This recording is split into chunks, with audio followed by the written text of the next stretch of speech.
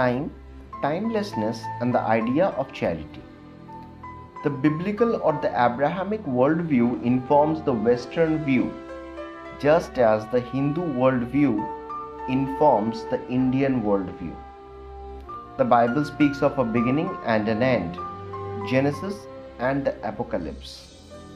Thus, the biblical worldview is finite. The Vedas speak of a world that is anadi, without a beginning, and without an end, ananta. Thus, the Hindu worldview is infinite. What does this mean in the practical sense? It means that the biblical worldview focuses on solving problems using material things that have a finite existence, while the Hindu worldview focuses on solving problems using the psychological that challenges material finiteness. The Bible speaks of a promised land that will be granted to the chosen people. It also speaks of blessed are the poor, for they shall inherit the earth. The vocabulary is not about having or not having. By contrast, the Ramayana and the Mahabharata end with Ram giving up the kingdom and walking into the river Sarayu, and the Pandavas giving up their kingdom and walking up to the Himalayas. The entire synthesis is about letting go. Western society focuses on material more than mental because material is empirical. Everything is viewed in terms of wealth and holidays. He who has money to spend and time to enjoy is blessed indeed. Monastic orders in the West, therefore, embracing poverty and serving the poor to uplift them from the status of have-nots to haves. Equality is about creating a world where there are no have-nots.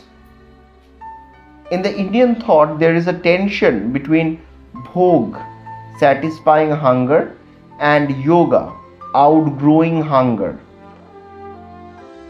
Those who choose the former path have lived in human settlements, and those who choose the latter path went into caves. Indian philosophy rejects the idea of equality, as it assumes that the world will always have the haves and the have-nots. But as time passes, the haves become have-nots and the have-nots become have.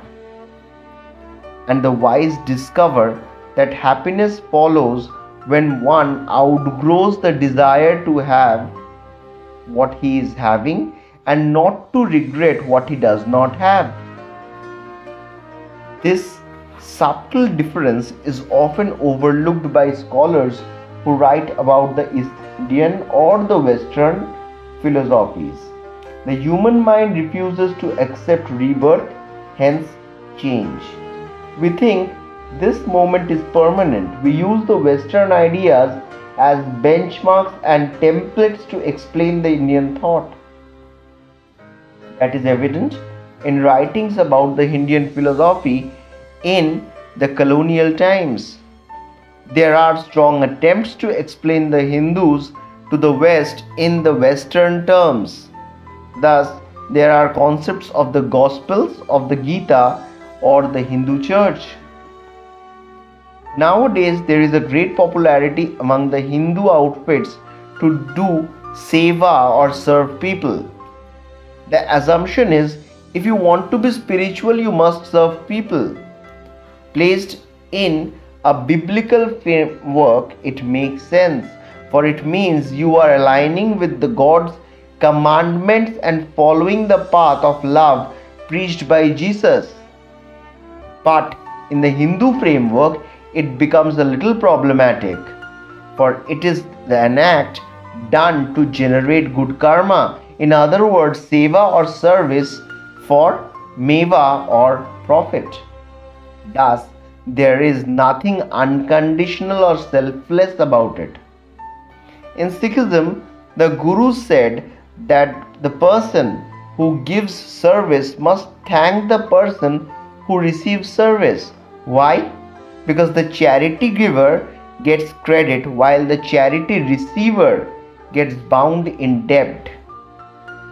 Debt fetters one to worldly life and becomes an obstacle to liberation, as one is obliged to repay debt in this or some other lifetime.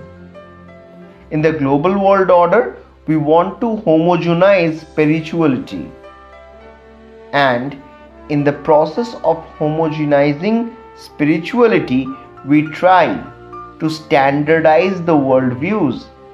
More often than not, the worldview adopted is the finite, time bound Western one, and not the infinite timelessness of the Indian worldview.